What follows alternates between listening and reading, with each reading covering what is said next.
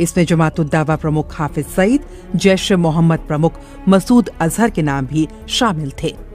इस अधिसूचना के जारी होने के साथ ही भारत में कई मीडिया संस्थानों में इस तरह की खबरें आईं कि पाकिस्तान ने दाऊद की मौजूदगी को स्वीकार किया।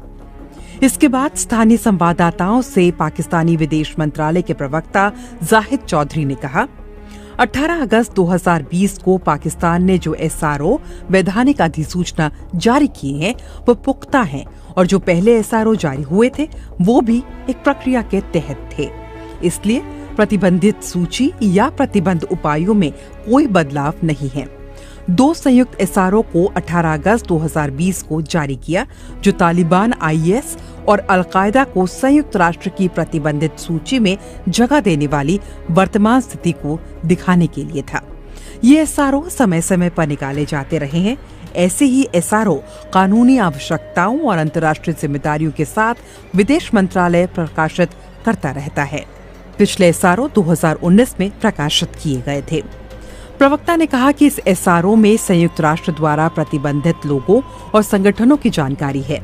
मीडिया के कुछ तबकों में ऐसी रिपोर्ट चल रही है कि पाकिस्तान ने इन रिपोर्ट के जरिए कोई नए प्रतिबंध लगाए हैं जो सही नहीं है। इसी तरह के दावे भारतीय मीडिया के कुछ तबकों में SRO के आधार पर किए गए हैं कि पाकिस्तान ने स्वीकार किया है कि कुछ लोग उसके यहाँ पर रह रहे हैं जो आधारहीन और भ्रामक हैं। इतना ही नहीं, पाकिस्तान की इस अधिसूचना को FATF के साथ जोड़कर भी देखा जा रहा है। भारत में ऐसा कहा जा रहा है कि पाकिस्तान ने दबाव में ये अधिसूचना जारी की है ताकि FATF की ब्लैकलिस्ट से बचा जा सके। ये पहली बार नहीं है कि पाकिस्तान द्वारा चरमपंथी संगठनों पर कार्रवाई को FATF के फैसले से जोड़कर देखा जा रहा है। इससे पहले इसी साल फरवरी में पाकिस्तान में मुंबई हमलों के प्रमुख साजिशकर्ता बताए जाने वाले जमात-उद-दावा के प्रमुख हाफिज सईद को प्रतिबंधित संगठन से जुड़ाव और आतंकवाद के लिए गैर कानूनी फंडिंग के 2 अलग-अलग मामलों में 5.5 साल जेल की अलग-अलग सजा सुनाई गई है। तब भी यही कहा गया कि पाकिस्तान को FATF की ग्रे लिस्ट से बाहर निकालने के लिए ऐसा करना ही था। FATF एक अंतर्राष्ट्रीय संस्था है जिसकी स्थापना G7 देशों के पहल पर 1989 में की गई थी। संस्था का मुख्यालय पेरिस में है, जो दुनिया भर में हो रही मनी लॉन्ड्रिंग से निपटने के लिए नीतियां बनाता है। साल 2001 में इसने अपनी नीतियों में चरमपंथ के वित्त पोषण को भी शामिल किया था। संस्था अंतर्राष्ट्रीय वित्तीय प्रणाली को सही रखने के लिए नीतियां बनाता है और उसे लागू करवाने की दिशा में काम करता है। इसके कुल 38 सदस्य देश हैं, जिनमें भारत, अमेरिका, रूस, ब्रिटेन, चीन भी शामिल हैं। जून 2018 से पाकिस्तान दुनिया भर के मनी लॉन्ड्रिंग पर नजर रखने वाली संस्थाओं के रडार पर है।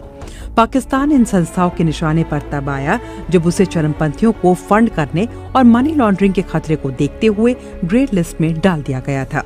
ग्रे लिस्ट में सर्बिया, श्रीलंका, सीरिया, त्रिनिदाद, टूनीशिया और यमन भी हैं। 38 देशों वाले FATF के नियमों के अनुसार ब्लैकलिस्ट से बचने के लिए किसी भी देश को 3 सदस्यों के समर्थन की जरूरत होती है। पिछले साल अक्टूबर में फाइनेंशियल एक्शन टास्क फोर्स ने ठोस कार्रवाई करने के लिए पाकिस्तान को 4 महीने का वक्त और उसे ग्रे लिस्ट की सूची में डाले रखा था। इस सूची में वो देश शामिल हैं जिन्होंने मनी लॉन्ड्रिंग और चरमपंथी गुटों को मिलने वाली आर्थिक मदद पर अंकुश लगाने में कोताही बरती। इससे पहले पाकिस्तान साल 2011 में भी ऐसी ही स्थिति का सामना कर चुका है। उस वक्त भी उसे ग्रे लिस्ट में डाल दिया गया था। इसके बाद साल 2015 में पाकिस्तान ग्रे लिस्ट से तभी बाहर आ पाया जब इसने सफलतापूर्वक एक्शन प्लान लागू किया। इस वक्त पाकिस्तान को ग्रे लिस्ट से बाहर आने के लिए 36 वोटों में से कम 15 वोटों की जरूरत है। इस लिस्ट में आने से पाकिस्तान को हर साल लगभग $10 बिलियन का नुकसान हो रहा है। FATF द्वारा किसी देश को ग्रे लिस्ट में डालने का मतलब है कि उस देश को चेतावनी दी जा रही है, समय रहते उन कदमों पर अमल कर दे ताकि मनी लॉन्ड्रिंग और चरमपंथी गुटों को मिलने वाली आर्थिक मदद पर अंकुश लगाया जा सके। लेकिन इस चेतावनी के बाद भी अगर कोई देश वो कदम नहीं उठाता तो उसे FATF द्वारा ब्लैकलिस्ट में डाल दिया जाता है। आज तक ईरान और उत्तर कोरिया को इस ब्लैक लिस्ट में डाला गया है। अगर FATF पाकिस्तान को ब्लैकलिस्ट करता है तो पहले से ही लचर रही अर्थव्यवस्था पर खतरा और बढ़ जाएगा, क्योंकि अंतर्राष्ट्रीय स्तर पर आर्थिक मदद नहीं मिल पाएगी।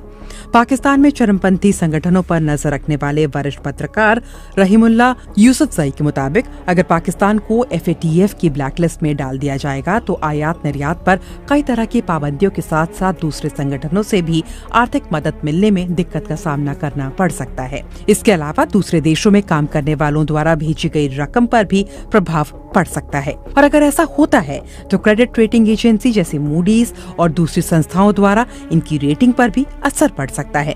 साल 2018 के अंत में सऊदी अरब ने पाकिस्तान को $3 अरब का कर्ज और $3.2 अरब की तेल खरीद के लिए कर्ज गारंटी दी थी, लेकिन अब खबरें आ रही हैं कि पाकिस्तान के सऊदी अरब पर कश्मीर के मुद्दे पर दखल देने का दबाव डालने के बाद सऊदी अरब ने पाकिस्तान से $1 अरब